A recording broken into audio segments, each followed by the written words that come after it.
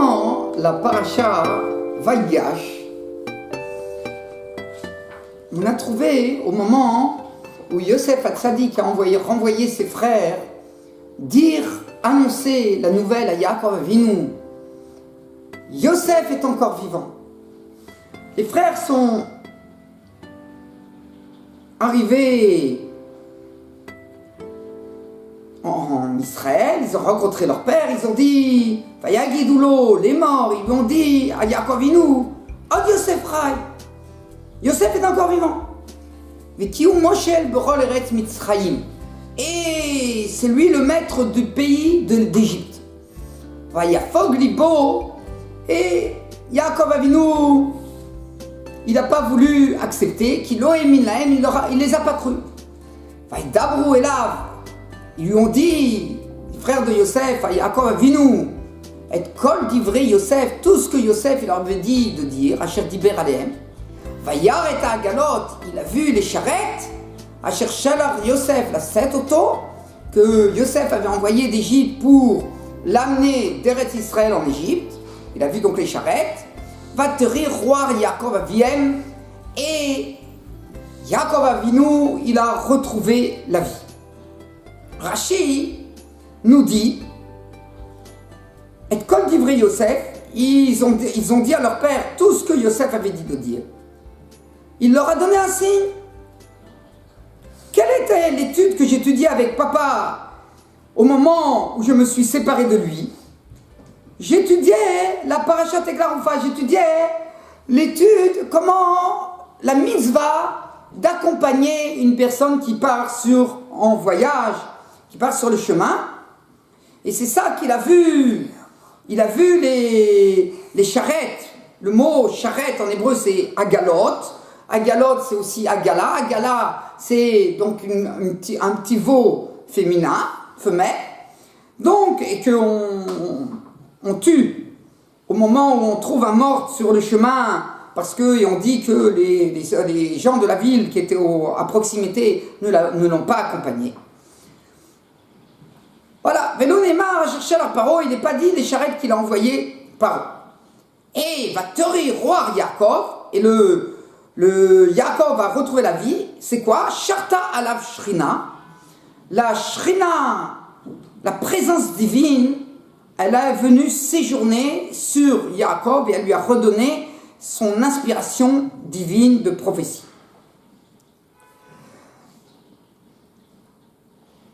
Le Midrash Rabbah nous explique dans la paracha Vaïgash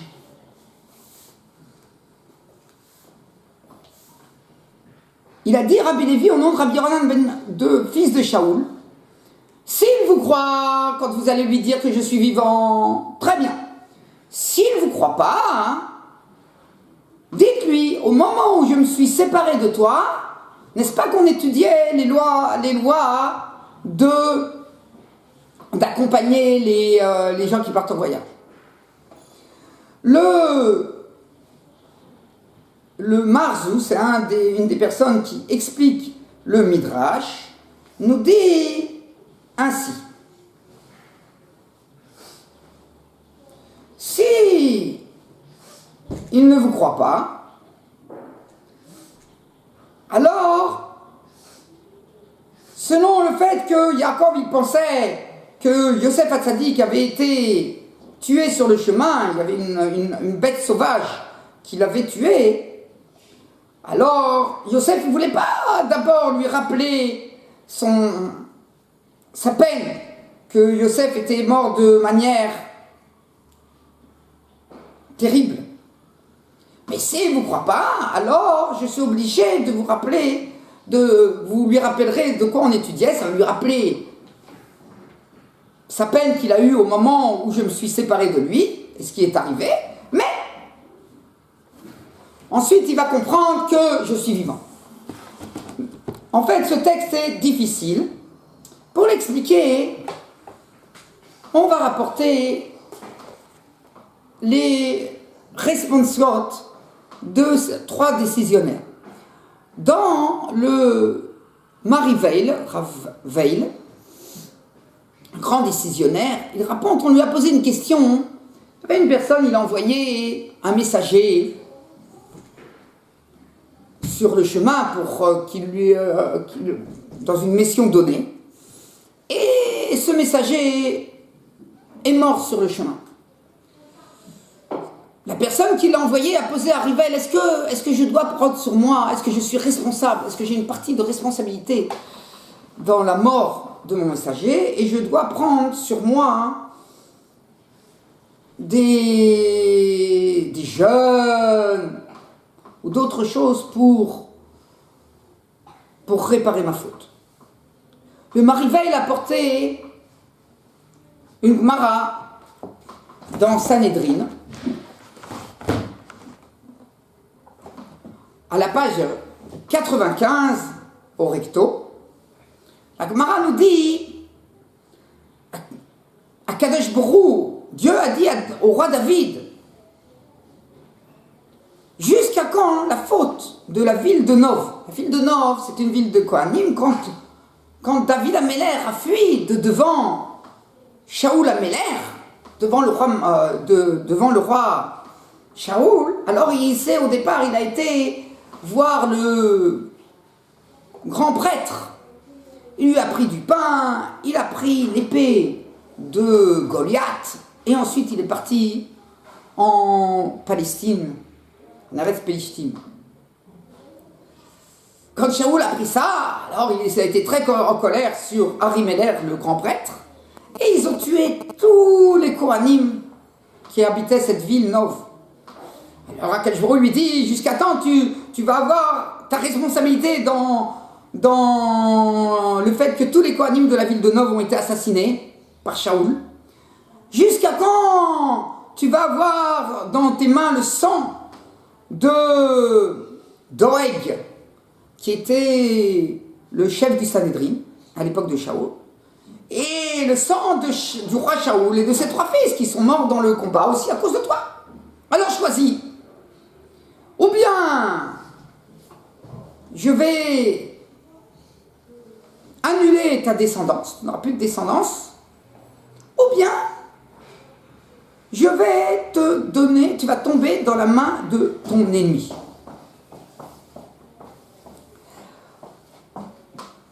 On voit que David Améler, il n'avait pas vraiment de faute par rapport à cette ville, ce qui s'est passé à la ville de Nov. Il n'a rien fait, c'est Shaoul, c'est le roi Shaoul.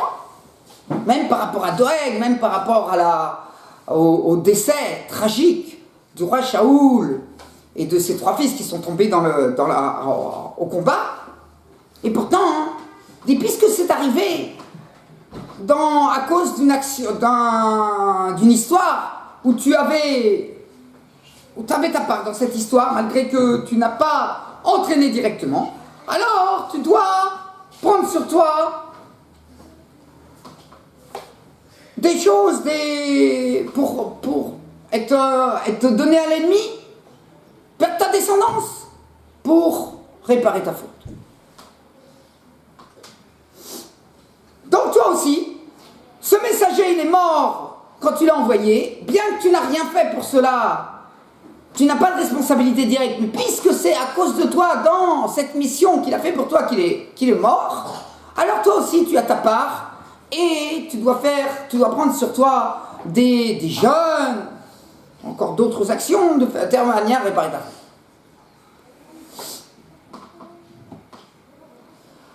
On trouve encore 2 autres responsiotes. Le Marshal a eu un cas comme ça d'un petit jeune qui avait frappé un non-juif. Les non-juifs sont très mis en colère sur lui. Alors, ils ont voulu le noyer. Il y a un juif qui est arrivé, il a dit non, je vais m'en occuper. Oui, il a commencé à le poursuivre. En fait, il voulait lui sauver la vie, il voulait le séparer de ces non-juifs qui voulaient le tuer. Ce petit jeune, il a fui, il a cru que mettre ce juif qui le poursuivre, vraiment lui faire la peau. Alors il a fui. Puis puis, pour fuir dans sa fuite, il a vu un puits. Il s'est dit, je vais me cacher là-bas. Il s'est jeté dans le puits. Il n'a pas bien regardé. Il y avait de l'eau. Il s'est noyé. Alors, le juif qui voulait vraiment lui sauver la vie, et que c'est mal sorti. Au départ, il a pris sur lui des jeunes. Pendant 1 an, il a pris beaucoup de choses sur lui. Beaucoup de choses. Mais malgré tout, les gens de son entourage continuaient à lui faire des hontes. T'as vu ce qui est arrivé à cause de toi? T'as vu ce qui est arrivé à cause de toi? Alors on a posé la question à Rav Shlomo Luria. Lui, il a répondu, non, moi, je pense qu'il ne devait rien prendre sur lui. Qu'est-ce qu'il a fait? C'est ce petit jeune, il n'a pas regardé quand il a fui. Il a fait une grosse erreur. Il n'a pas regardé parce qu'il est en train de fuir, il ne doit pas regarder comment se protéger. Il s'est jeté sans faire attention, sans regarder. Il s'est jeté dans le puits, il s'est noyé. Qu'est-ce qu'il y peut? C'est vrai que le Mariva, il a dit qu'une personne, il arrive quelque chose à une personne à cause de moi, alors j'ai une responsabilité. Mais là, dans un cas pareil, où la personne qui est morte, elle s'est mal comportée, elle n'a pas fait attention à ce qu'elle faisait.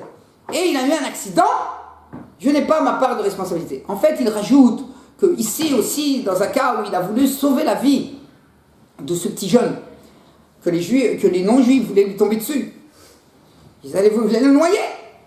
Alors, si on commence à faire demander, même même si c'est comme ça, il veut prendre sur lui. Il veut prendre sur lui, même s'il n'a pas besoin, mais lui, il veut prendre sur lui. Il ne peut pas prendre sur lui. Parce qu'à ce moment-là, on va dire, tous les gens qui veulent sauver une autre personne, ils vont dire, mais moi, je veux pas. S'il m'arrive quoi que ce soit et que ça ne marche pas, et qu'il y a un accident, alors quoi, je vais être responsable? Je vais devoir prendre des jeunes, je vais devoir prendre plein de choses sur moi. Je ne vais pas sauver la personne. Donc, dans un cas pareil, c'est sûr que même pour nettoyer sa conscience, il ne faut pas prendre pour ne pas empêcher que d'autres juifs aillent sauver leurs frères. On a trouvé une 3e histoire, terrible aussi. Il y avait un grand rave, le rave de Brisk, le rave Binesh, c'était à l'époque, il y a 350 ans.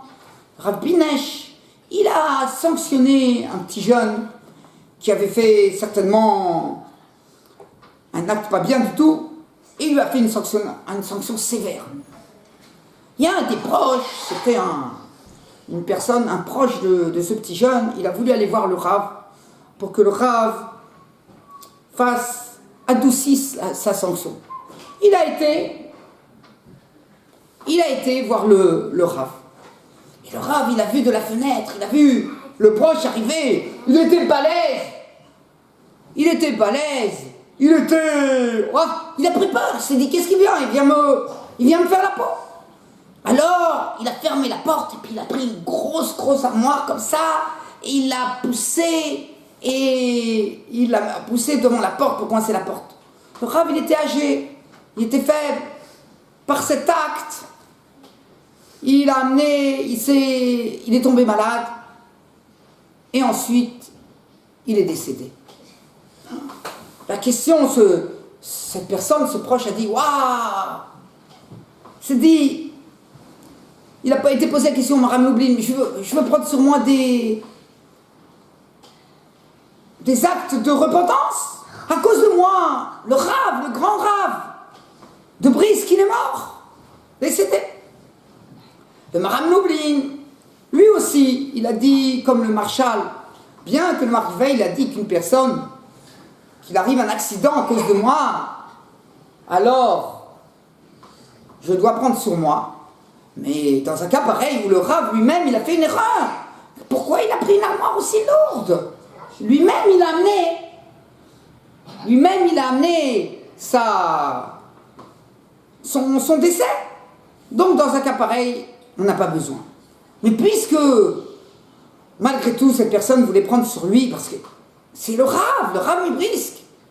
Dans un cas pareil, alors, puisque effectivement, un des grands Rav du clan Israël, il est décédé, alors, il y a une parabole qui dit que si Akadosh Borou, il lui a amené dans la main qu'à cause de lui, dans conséquence de ses actes, il est arrivé une telle chose, alors c'est pas pour rien, et donc il devra prendre sur lui. Alors il lui a dit, oh là là, il lui a dit d'abord pendant 1 an, tu vas faire 40 jours de jeûne, où tu mangeras que la nuit, ensuite, toutes les semaines pendant 1 an, tu feras 3 jours de jeûne, et tu ne dormiras pas dans ton lit pendant 1 année, sauf évidemment le Shabbat et Yom Tov. Tu ne te laveras pas, tu ne te laveras pas la tête, seulement 1 fois par mois, etc., etc., etc. Maintenant, au jour de ces 3 actes, on peut expliquer ainsi le débat entre Yaakov Avinu et Yosef Hatzadik. Yaakov Avinu, au moment où son fils s'est séparé de lui, et il a cru qu'il avait été dévoré qu'il avait été tué par une bête féroce. Il s'est dit, c'est moi qui l'ai envoyé. De plus,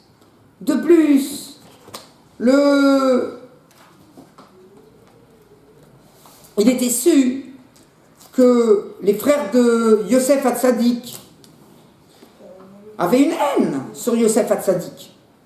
C'est pour ça, il y a marqué que quand Yosef Hatzadik, il a raconté le 2e rêve à son père, le rêve où il a vu le soleil et la lune et les étoiles, et 11 étoiles, qui se prosternent à moi, hein.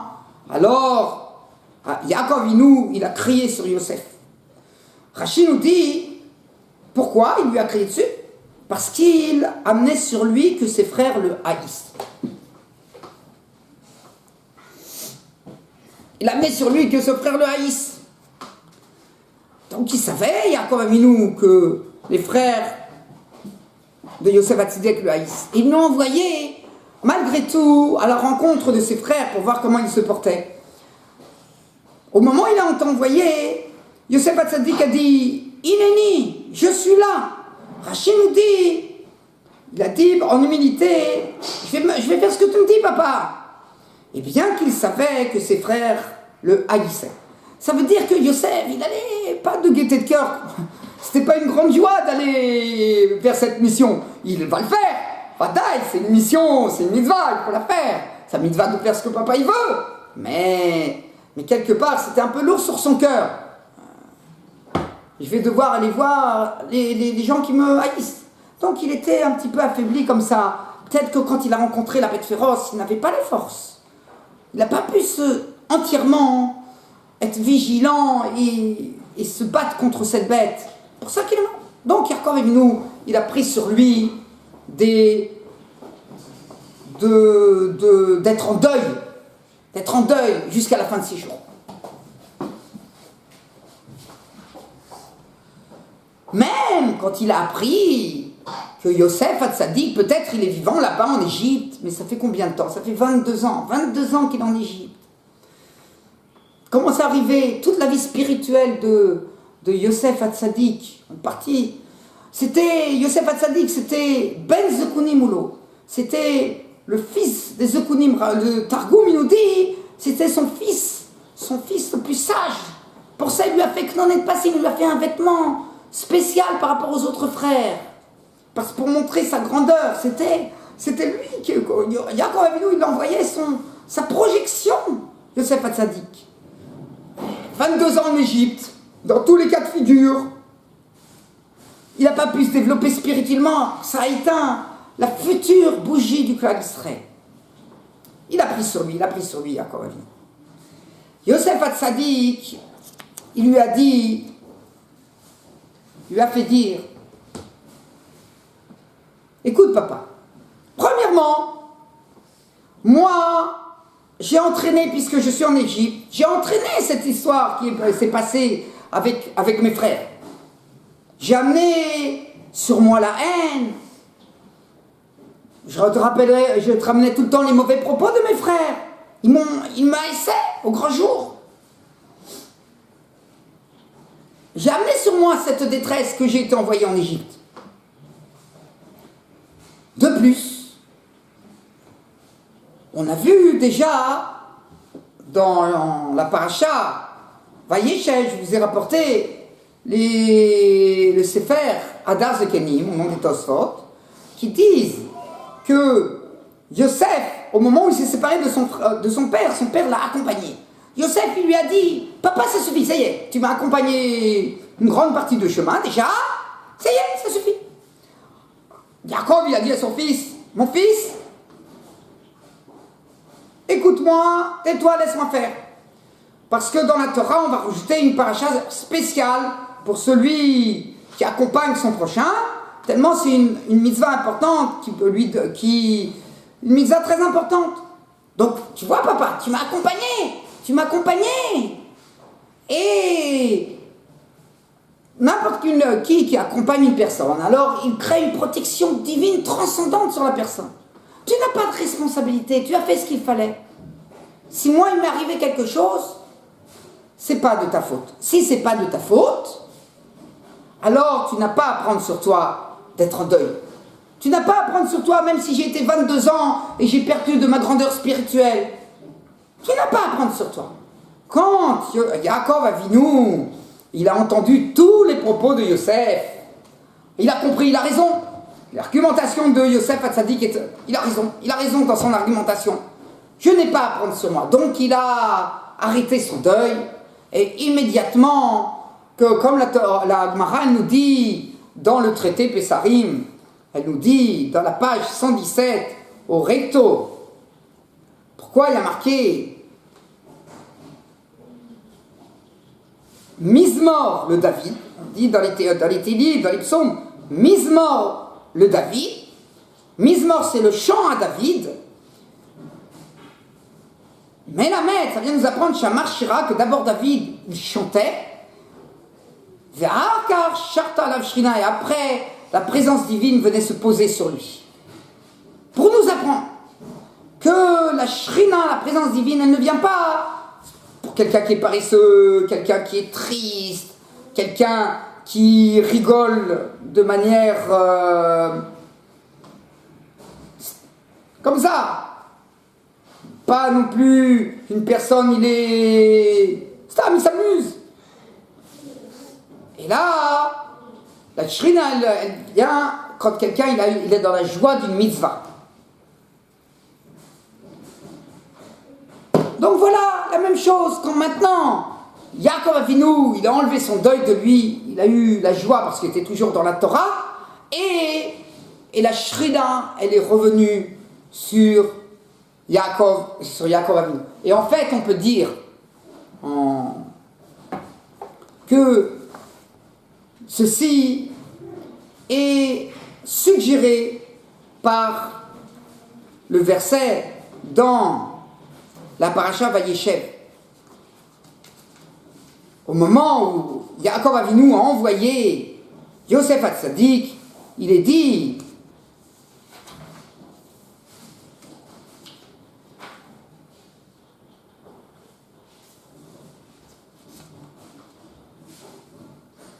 Vayishlacheu, il l'a envoyé, mais Emek Rivron, de la vallée de Rivron.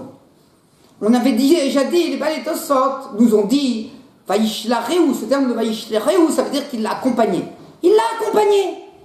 Alors s'il l'a accompagné, alors pourquoi il lui arrivait tout ça? Il avait une protection divine. Alors le verset nous dit tout de suite après, mais évêque Rivron, de la vallée de Rivron. Ils n'habitaient pas à Rivron. Yaakov Avinu. Alors c'est quoi? Évêque Rivron de la vallée de Rivron, Rachid nous a dit, on l'a déjà rapporté, il l'a envoyé de ce que Akadosh Brou, il avait décidé, il avait dit à Avraham Avinu qui est enterré à Rivron, c'est le Évêque Rivron, de ce que Akadosh Brou avait dit à Avraham Avinu, tu sauras que ta descendance, elle sera esclave, elle sera asservie dans un pays qui ne leur appartiendra pas.